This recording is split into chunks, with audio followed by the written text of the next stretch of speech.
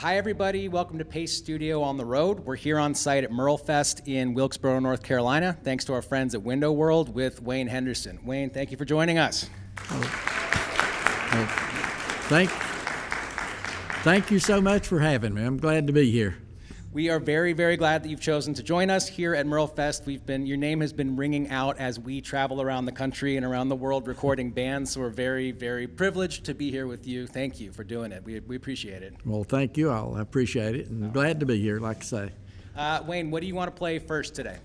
Well, this first tune, I might do a little medley of Carter family tunes. The very first tunes I ever learned to play. I had a neighbor that lived across the street, and she had patience, and the tunes I'd heard people around and some of the old Carter family stuff, and I'll do a little medley of them. Is that okay?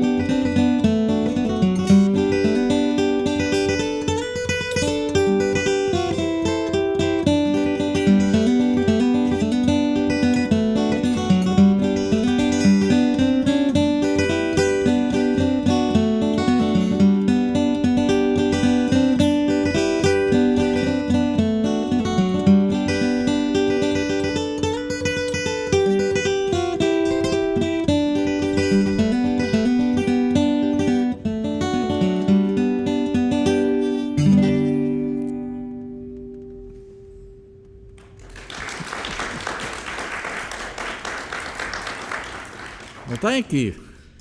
Thank you. Wayne, can you remember the first exposure that you had to the Carter family and when they became sort of part of your musical reality and vocabulary? Well, that, like I said, to start with there, I had a neighbor that taught me those tunes.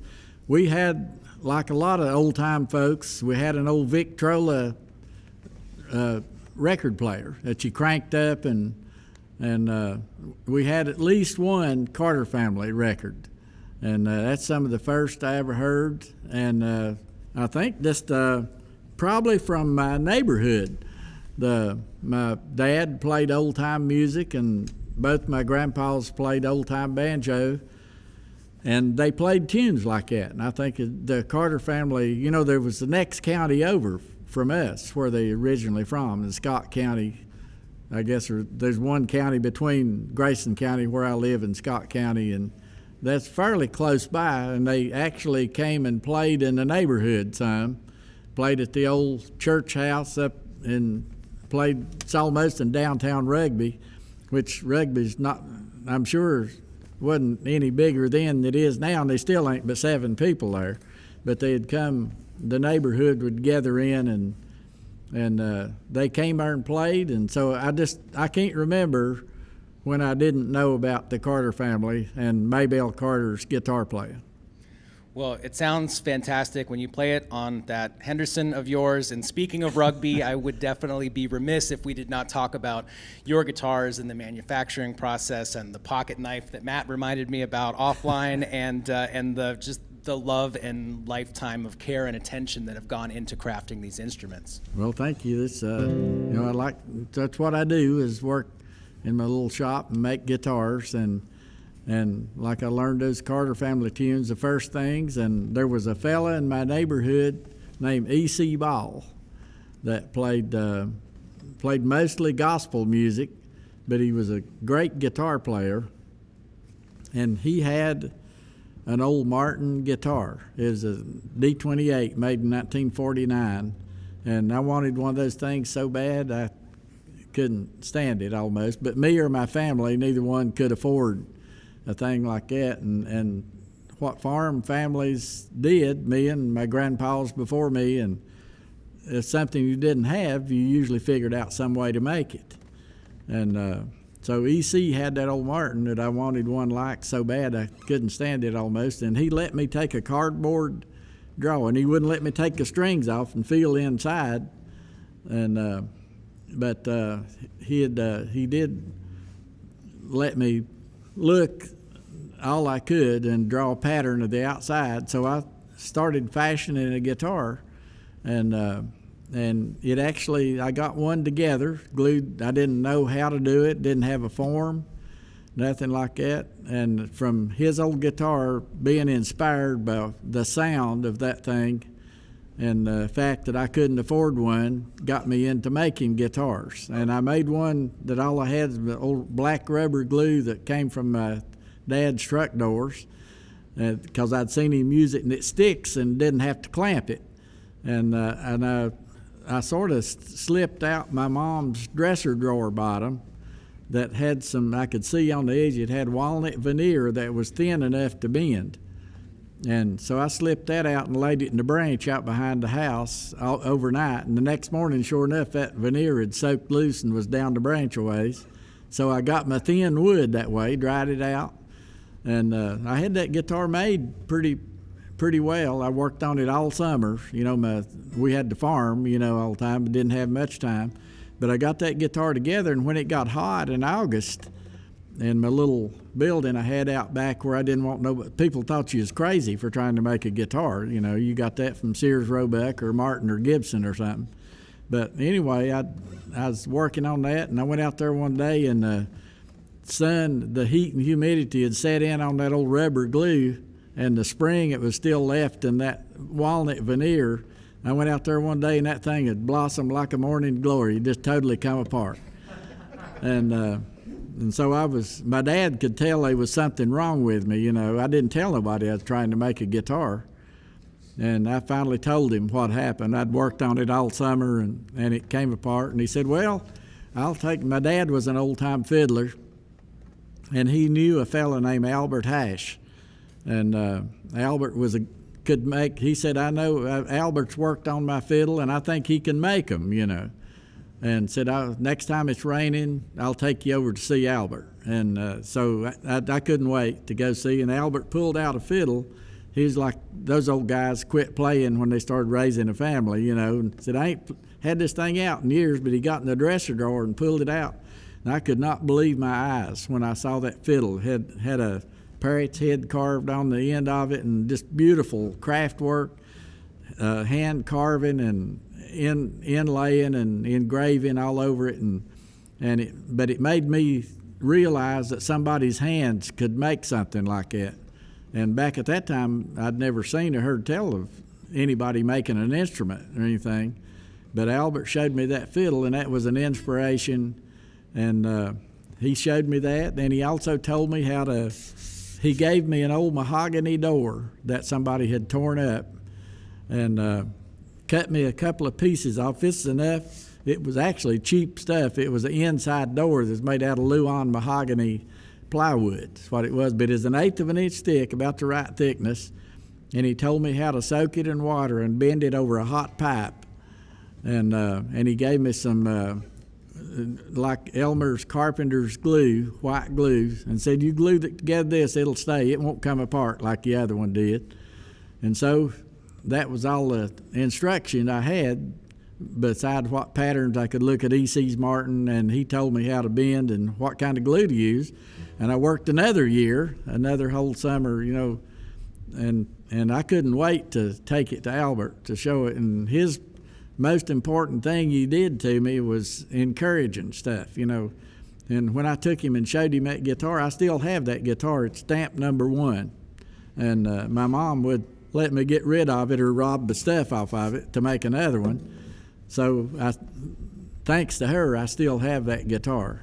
And so when I got that, I couldn't wait to go to, it's pretty much, my dad wouldn't fire up the old pickup truck and go on a trip unless it was pretty necessary, And so we had to wait a while. He said, I'll take you back to Albert. You can show it to him. And I couldn't wait to show Albert my guitar. He got that thing and looked at it when I went over, and he said, Lord, son, if I'd have known you'd done this good, I'd have got you some better wood. And that was real encouraging and exciting, and he did. He ordered me a set of rosewood. And my number 2 guitar was a way better, and I'd learned more, and I did repairs on them. And it wasn't too long till somebody brought me a Martin that had been run over by a car, and I could see the bracing pattern and the system on the inside. Ever since that time, my guitars sounded a lot better, and something I like to play. And my number 7 guitar, I actually brought it with me today. We're going to use it in a little workshop later on, and I was able to get it back years later, there's a great big story with that. I don't know how much time you got to hear stuff like that, but we have all day. I think you have something to do, but we have 12 minutes until you've got to do it the next thing. My daughter manager back there tells me what to do. Thank you, Jane.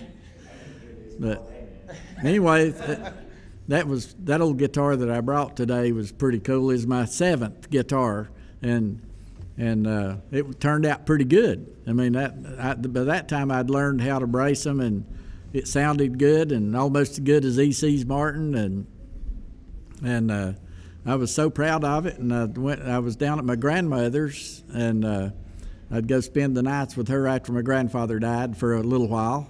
I'd take that guitar and play it and practice of a night. That's all I had to do, And a fella come in, the local moonshiner, who was some akin to us. We wasn't afraid of him, but he had a stranger with him.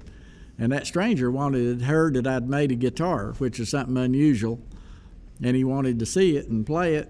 And he played on it, and even though I was afraid of him, I figured he had to be a crook hanging out with the moonshiner, But he bragged on my guitar, even though I was afraid of him. I was real happy that he bragged on my guitar and said he wanted, and then he got to wanting to buy it. But that time I didn't have a car or nothing. I was 17 years old or 18 something, and he's just wanted to know if I'd sell that guitar. And after a while, I told my grandmother I'm just going to price it astronomical high, so it'll get rid of him. And I told him, well, I'd sell it, but I'd have to have $500 for it. And it was all pearl inlaid and everything, and like a D45. And anyway, he left, and I told my granny that worked. That got rid of him, but he came right back the next afternoon, and came in and wanted to see that guitar again. He sat down and played on it 30 minutes. He could sing, do Hank Williams stuff, and played on it. And he said, well, he got ready to go, and he said, well, I think I'll just take a guitar. And he had 5 $100 bills in his shirt pocket. And I hated to lose my guitar, but that is more money than I'd ever seen or heard tell of. And I could have bought me a car, no telling what with that. But I told my granny, said, if I can make money like this is what I'm going to do. And I bought me a shopsmith, which is an old machine that you can turn into a table saw and lathe and drill press and stuff like that, and a bunch of pincher clamps. And I bought me a router to run around here. It cuts this binding groove. And before, on that guitar, I whittled all that with a pocket knife, even in hard rosewood. And I still don't know now how in the world I did that, but in that much patience and wood. But anyway, I bought me a router and got me started making guitars, and I still do that today. Well, Thank you, Wayne. Thank you for being here, for sharing the stories behind it, and for playing. It's the Carter Family medley that you just played. Sounds fantastic on that guitar, and all of the guitars that we've heard. For it was the Gibson brothers who were the group that originally introduced us to your instruments, and then Jesse Dayton, Peter Rowan, Tommy Emmanuel. We keep on running across those guys, and they just sound absolutely beautiful. So thank you for your work. Thank you for the music as well. Wayne, what do you want to? Do you want to play another one? Do what? Would you like to play another one? I'll play you another tune. Play a little bit of an old time tune, which is mostly all I know. It's one called Sally Ann. I learned this tune from probably the old time players. Where I live, there's fiddlers conventions everywhere. The main one's in Galax, Virginia, which is in our county, just down the road, and we used to go to that every year. And we farmed and had to milk cows by hand, and that's the only time that my dad would allow us to milk the cows too early in the day. We'd milk them at 3 o'clock in the afternoon so we could go to the Galax Fiddlers Convention. And those cows, they were ready to be milked the next morning for sure. But at least that's one thing my dad would take off to do, and we'd go hear Tommy Gerald and Fred Cochran and all those old guys that I can remember seeing at Fiddlers Conventions. And this is a tune I've heard them play. Some of them call it Sail Away Ladies, and some Sally Ann.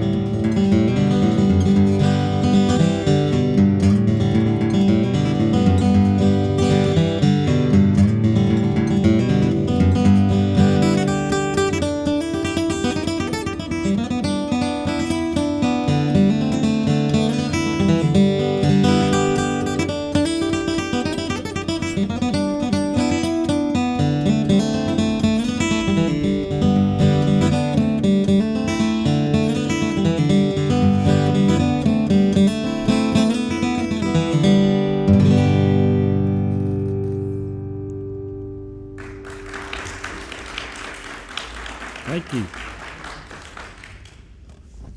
All right. Thank you again, Wayne. I know you've got 7 minutes before your next obligation. Thank you again for spending your time here with us. Let's talk about the festival. I know it's coming up June 15, and we've been doing this little festival up where I live in Grayson Highland State Park, which is just right above the house.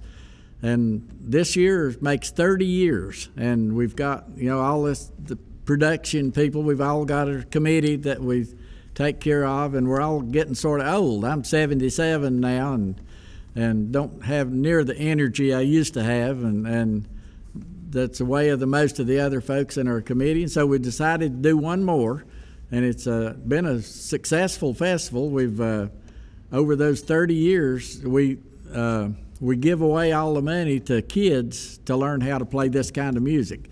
We support the jam programs that my partner Helen started years ago, and that's still going in all kinds of bunch of chapters in 5 states now. And so we support that. Individual kids that put in applications for a scholarship.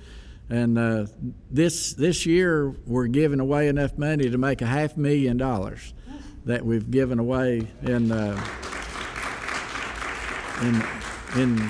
30 years, and we hate to stop doing that, and our scholarship thing will go on as long as we've been successful and we got money to keep it going.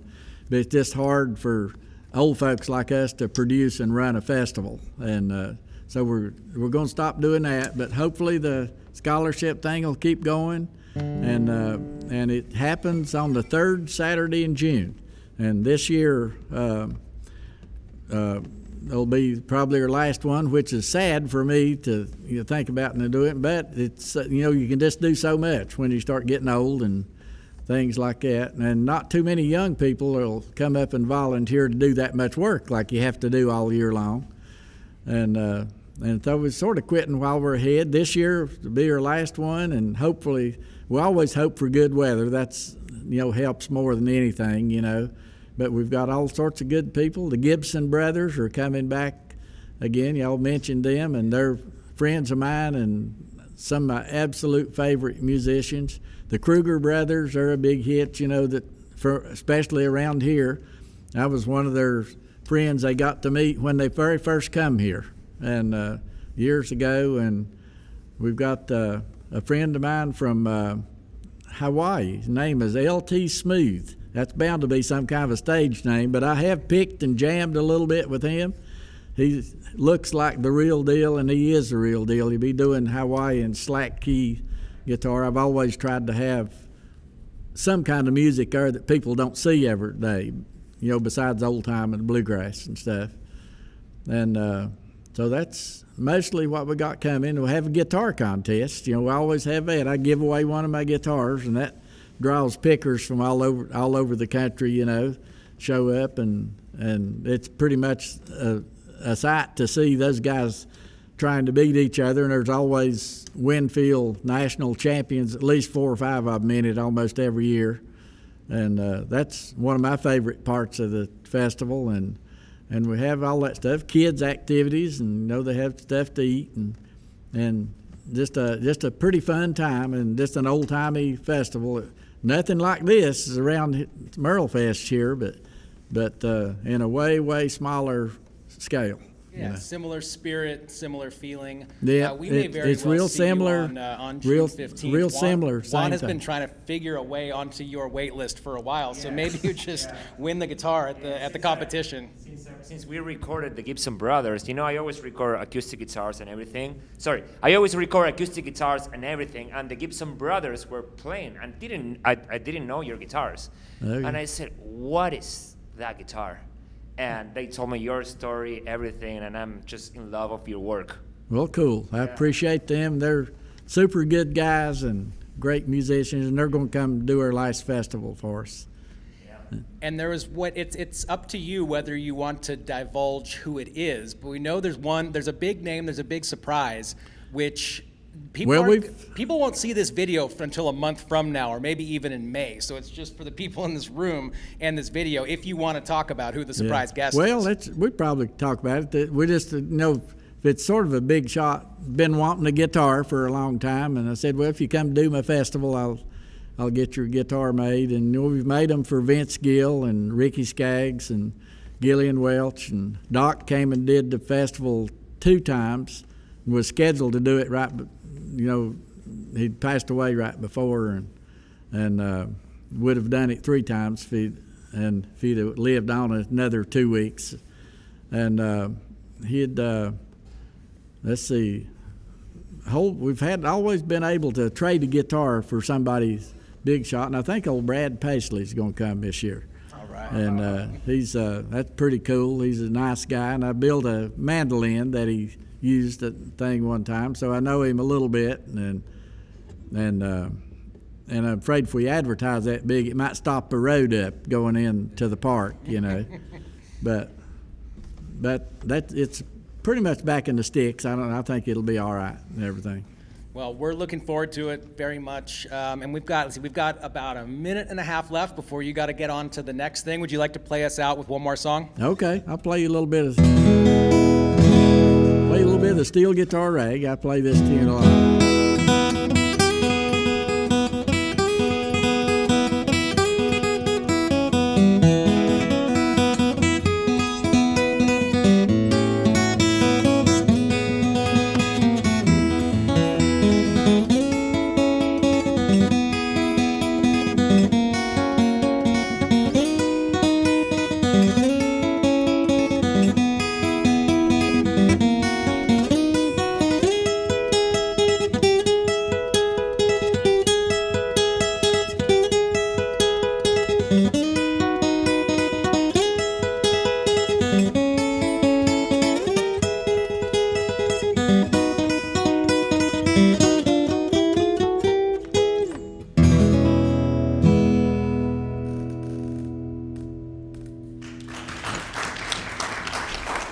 Thank you so much.